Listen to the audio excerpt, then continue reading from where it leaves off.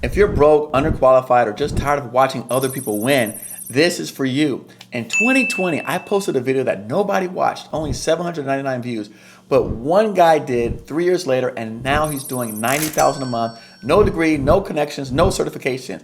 He followed the play exactly as I laid out in that video. So I'm running it back for the underdogs in 2025, the ones who are hungry, coachable, and ready to get in the game. Tell me, get me in the game, coach. This isn't theory. This is low-hanging fruit, no certifications required, no licenses needed to start, just smart tactics and bold moves. Stick around. I'll show you how to find hidden contract pools in your city, tapping into $90+ million in opportunities and building past performance from scratch without touching a single product yourself. Let's stop sitting on the sidelines. This is your shot. You ready? All right, so we're gonna type in Miami-Dade County pool contracts.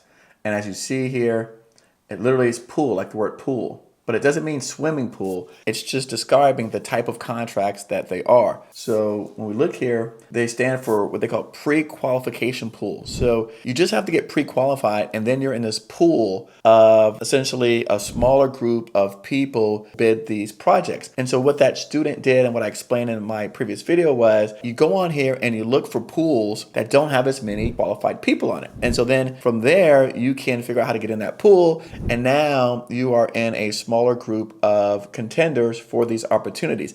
Think of it like the GSA schedule or any of the GWACs, which are multi-year contracts or IDIQs. Any type of multi-year vehicles, this is what the equivalent is, but at the city level. So that's the fundamental difference. So imagine having a long-term multi-year contract, but at the city level where you're locally at, and then also there's some additional advantages that you have that you don't necessarily have with the federal arena. So at the city level, when you're doing these things, then what happens is, one, first of all, it's close to your city. So that's, I mean, obviously that's great in terms of driving distance, in terms of being able to service them, in terms of being able to, when you're first starting out, that makes a huge advantage, right? Being close to where you're at. The second thing that is a huge advantage is a lot of times, particularly for services, they want you to physically come to a site visit. So they want you to show up, and if you don't show up, then you're no longer eligible to bid. So imagine if you're on any one of these types of contracting vehicles, these pool contracts, and imagine you're on it, and then there's 5 other people on it, but then only 2 people show up for this mandatory site visit. Well, if only 2 people show up, now you're only competing against 2 other people. And so when we look here, and we'll go through some of these, and we'll see, like on this particular one, there's different vendors. So here you have 11 vendors on this particular pool contract. But imagine if there's a requirement to participate, and it's mandatory requirement, and only 6 of the 11 vendors show up. At least now you have an idea of how many people, up to that many, you're competing against. Whereas in the federal government, you never know how many people you're actually competing against. The other advantage is this information is publicly available. And first and foremost, one, when you're dealing at the city levels, I find that a lot of people know some of the big popular name types of vehicles. So in this instance, you have the chance to sort through this pre-list, and in this sorting through the list, you can determine which ones have the higher probabilities of winning, right? And so that's exactly what my student right here, that's what he did, was he just like, okay, let me look through all of these vehicles. There's 24 here on this particular page, right? And the example I always like to use is debris removal, because I'm from Miami, we have hurricanes. People always are complaining about the fact that the hurricanes come and they don't get those hurricane contracts. So I use this great example to explain it. But as you see here on the screen, you see the effective date, 2018 to 2026, 2019 to 2027, 2019 to 2027. So as you can see, many of these are 5-year contracts. And like this debris removal one, this was an 8-year contract. So long-term contract opportunities, limited competition, localized, close to your area, and then also in the instances where they require site visits, you can really have kind of guesstimate how many people are going to be competing against. So you can decide not to waste your time or not waste your energy, because we are all limited in time and resources. And so we want to be cognizant of that. So let's just pull open one of these contracts. My favorite one that I always use in my previous examples is this one here, emergency debris removal. So this is the packet. So again, they tell you the requirements. You can look at the requirements, but I want to look at, I don't know if this is it, we're going to play through, but I want to look at the companies that are on here. Okay, great. So now Here are a list of all the vendors that are in this pool contract. Okay, vendors not pre-qualified for the pool. So now it's on you because you're not even reading and following what they're saying. Do not do this, do not do that. So Atlas Maintenance, as an example, they're not a registered county vendor. And so if you, first of all, you can't even start if you're not a registered county vendor. So they're not a registered county vendor. And so they didn't submit the documents for pre-qualification criteria. They weren't recommended to be on the pool. Hey, so let's make sure we're a registered vendor as step number one. The other thing, Intech Logistics, they both fell into the same category. Now, Atlas did not have a local address, which makes sense. Again, when we talked about some of the requirements that make this special is that, or unique, is that you have to be local in some instances. So again, this gives those of us an advantage where other people don't have advantages. It might be slight, but I mean, when we look at federal procurement, and I've made videos about this in the past, the biggest portion of the awards are going to out-of-state companies, somewhere above 95%. So imagine, right, you're in a state and 95% of your contracts are going out of state. So that means the localized people are not getting opportunities. Here, this favors local people. So here, they didn't have a local address. Atlas, this one had a local address, but they weren't registered county vendor. Custom Tree Care, not a registered county vendor upon being added to the pool. Okay, another silly mistake. Okay, vendors did not see requirement documents to satisfy pre-qualification criteria. Upon submission of required, they may be added to the pool.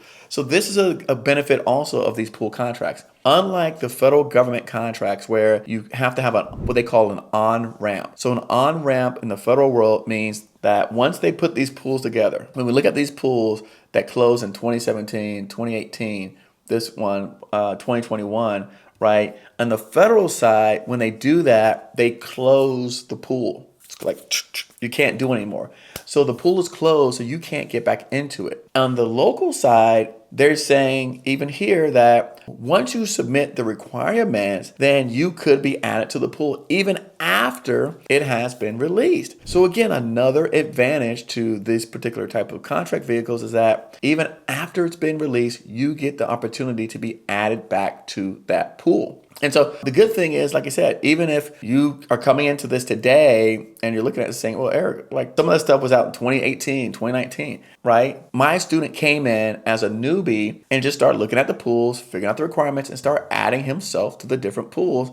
And then he started showing up and participating in the mandatory visits. And then what he saw was that, hey, there was only one or two other people on here. I got a high probability of winning this opportunity. He took that and leveraged that to end up doing $90,000 per month. And I got a video of him speaking at my conference last year. I met Eric one night and I asked him what he does. He says, I sell things to the government. I said, oh. He said, anybody can do it. I said, really? He said, yeah, I have YouTube videos and I teach people how to do it.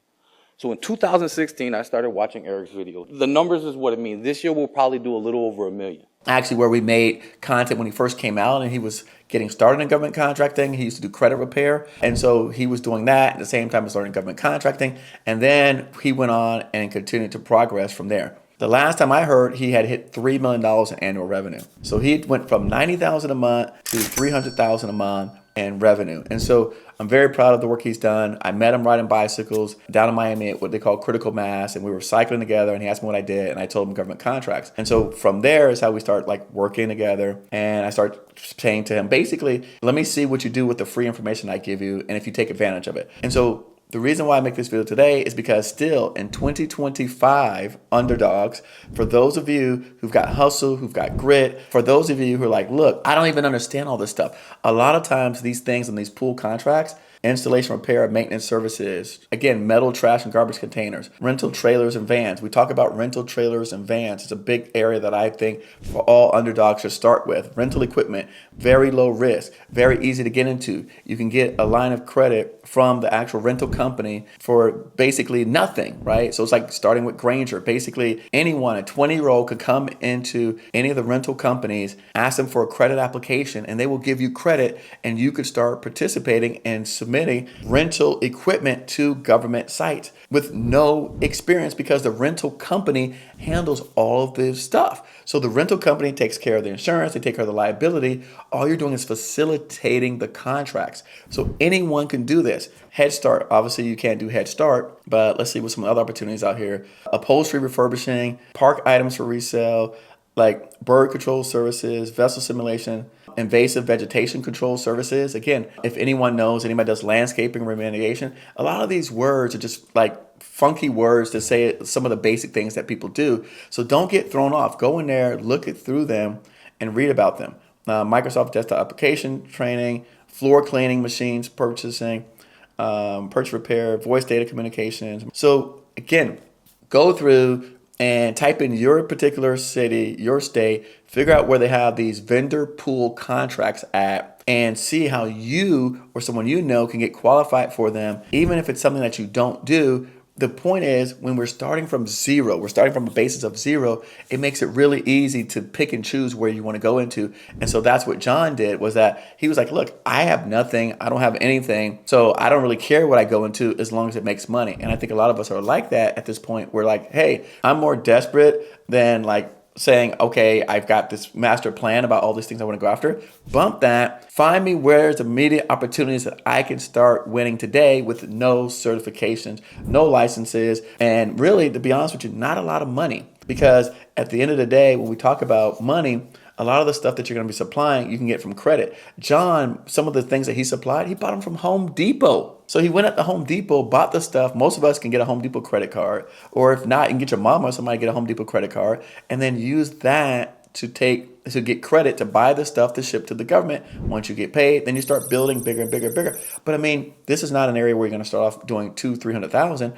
You might do 2 or 3,000, and then 5 or 10,000. 10, 12, 12, 15, like that, right? And so as you get more money and you get more better credit because you're doing deals with different groups, then you start to grow that up and scale that business. So again, vendor pool contracts is where it's at. Type in your city, type in your state, look at these pre-qualified vendor pool contracts. Again, we have them in Miami-Dade County, and this is the exact strategy that John took to grow his business from $0 to $90,000 a month. If you like this, you want more of this, subscribe to our channel, tune in, because we're going to show you all the different types of techniques for underdogs, including low-hanging fruit, no certifications, and no licenses needed.